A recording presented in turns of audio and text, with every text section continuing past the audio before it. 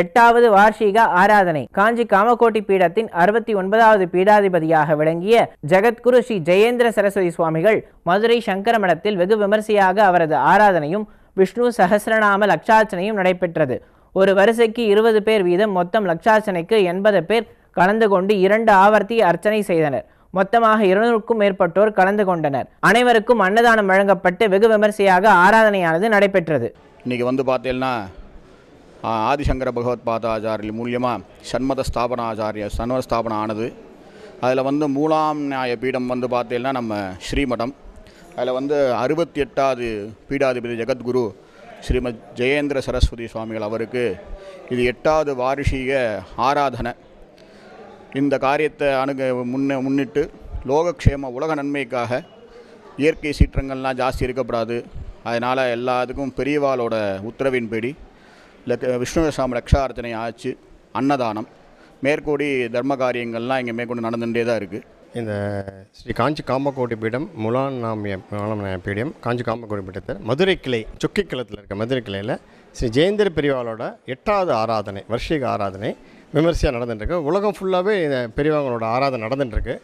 இப்போ இருக்கிற பாலப்பிரிவா சொல்லி எல்லா இடத்துலையும் வேத பாராயணங்கள், அன்னதானங்கள், நாம சங்கீர்த்தனம். நேற்றுக்கு திருவானைக்காவலில் கூட அந்த சங்கீர்த்தனம், கர்நாடிக் மியூசிக்கு, பஞ்சரத்ன கீர்த்தனை எல்லா விதத்துலேயும் அவரோட சொன்ன இதில் அவங்க 1935 இருள் நீக்கின்னு தஞ்சாவூர்கிட்ட இருக்கிற கிராமத்தில் அவதரித்து நம்ம எல்லாரோட இருளையும் போக்குறதுக்காக அவதாரம் பண்ணி ஸ்ரீ மகாபெரிவாளால் அவளை பீடாதிபதியாக அவர் நியமிக்கப்பட்டு கிட்டத்தட்ட 2018 வரைக்கும் அருள் பாலித்தாங்க.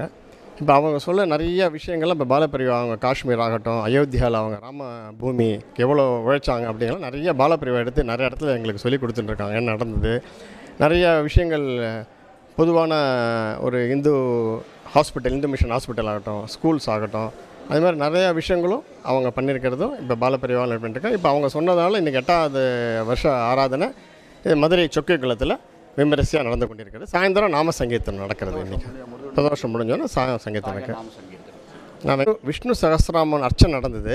அதுக்கு முன்னாடி பாராயணம் நடந்தது. அது விஷ்ணு சஹஸ்ரநாமம் தான் இருக்கலே வசத்தியானது. அது எல்லா விதமான குருமார்களும் அவருக்கு பாஷ்யம் எழுதின ஒரு கிரந்தம் அது விஷ்ணு சஹஸ்ரநாமம். அதை சொல்கிறவங்களுக்கும் பலன், அதை கேட்டவங்களுக்கும் அது ரொம்ப அதிகமான பலன். கலியுகத்தில் பீஷ்மர்கிட்ட கிருஷ்ணர்கிட்ட கேட்குற தர்மர், கலியுகமாக இருக்கும்போது நம்ம எல்லோரும் ரொம்ப இதை விட மோசமாக போகிறது, நம்ம இருக்கிற விட மோசமாக போகும்போது நம்மளுக்கெல்லாம் என்ன ஒரு ரெமெடி இருக்கா ஏதாவது இருக்கும்போது அப்போ தர்மர்கிட்ட சொல்கிறார், பீஷ்மர் சொல்லுவார் உங்களுக்கு அதுக்குரிய பரிகாரம்னு, அது பிராய்ச்சித்தம் மாதிரி. அப்போ அவர் சொல்கிறது தான் விஷ்ணு சஹஸ்ரநாமம் அம்பு பட்டிக்கையிலேருந்து. அது கலியுகத்துக்கு அது டெய்லி கேட்குறோம், சொல்கிறதுக்கும் பலன் பல மடங்கு, கேட்குறவங்களுக்கும் பலன் ரொம்ப பலன். ஆமாம், விஷ்ணு சஹஸ்ரநாமங்கிறது ஒரு வேதத்துக்கு சமமான இதாக எல்லோரும் பாவித்து அதை எல்லோரும் சொல்லலாம். எல்லோரும் பாஷை எழுதியிருக்கிறது. அது எல்லோரும் நித்தியமும் டெய்லியும் பாராயணம் பண்ணலாம், கேட்கலாம். அது